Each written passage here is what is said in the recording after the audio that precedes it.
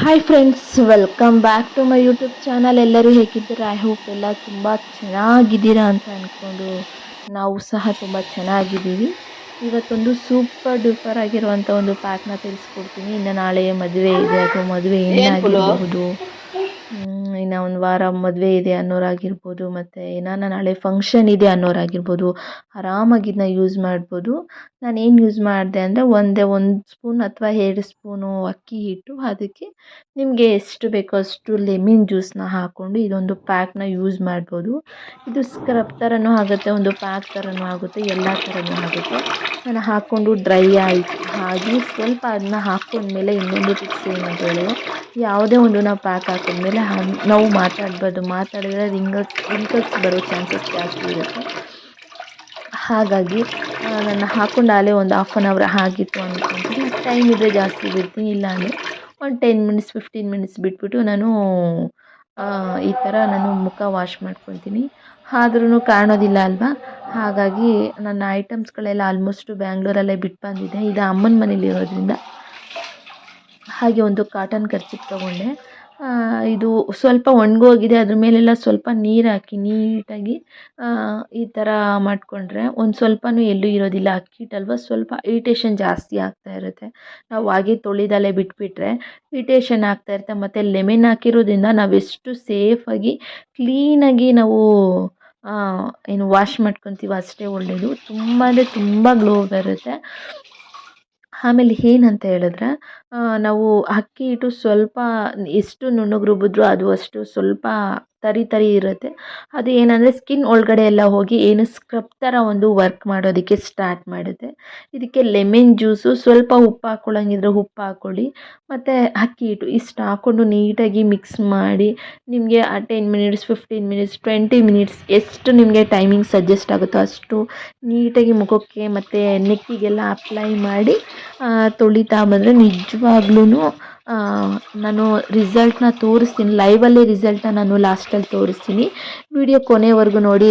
ನನ್ನ ಚಾನಲ್ನ ಸಬ್ಸ್ಕ್ರೈಬ್ ಮಾಡ್ಕೊಳ್ಳೋದನ್ನ ಮರಿಬೇಡಿ. ನಾನು ಹಾಗೂ ಮುಖ ವಾಶ್ ಮಾಡ್ತಾಯಿದ್ದೀನಿ ನೋಡಿ.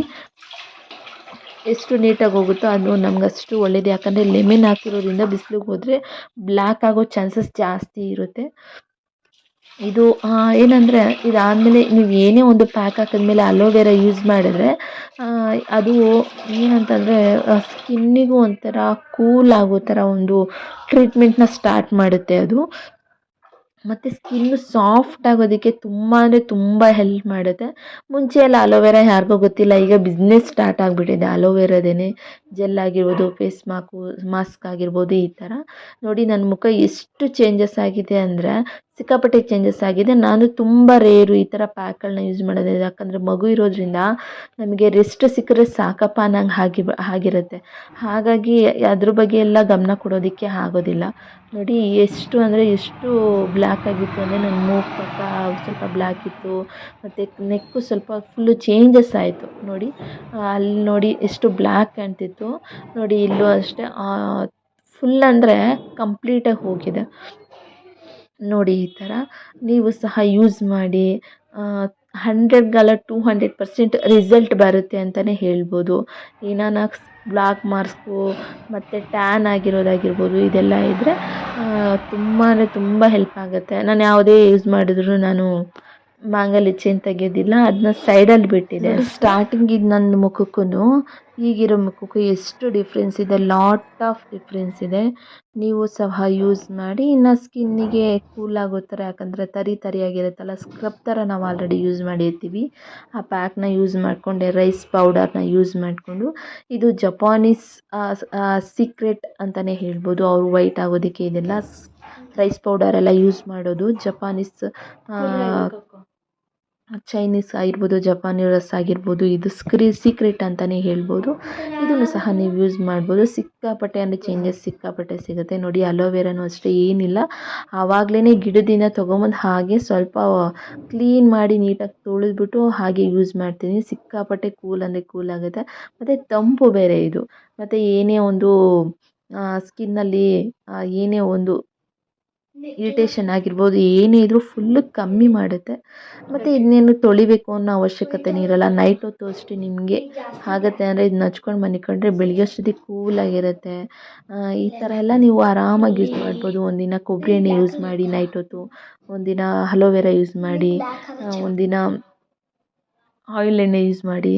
ಈ ಥರ ಎಲ್ಲ ಯೂಸ್ ಮಾಡೋದು ತುಂಬಾ ತುಂಬ ಬೆನಿಫಿಟ್ ಇದೆ ಎಲ್ಲನೂ ಅಷ್ಟೇ ಸ್ಕಿನ್ನಿಗೆ. ಈ ಥರ ಮಗು ಇರೋದ್ರಿಂದ ನಾನು ಅಷ್ಟು ಗಮನ ಅಷ್ಟು ಆ ಕಡೆ ಕೊಡ್ತಾ ಇಲ್ಲ ಅಂತಲೇ ಹೇಳ್ಬೋದು. ನೋಡಿ ಈ ಥರ ಬರುತ್ತೆ ಸ್ಕಿನ್ನು, ತುಂಬಾ ತುಂಬ ಚೆನ್ನಾಗಾಗುತ್ತೆ.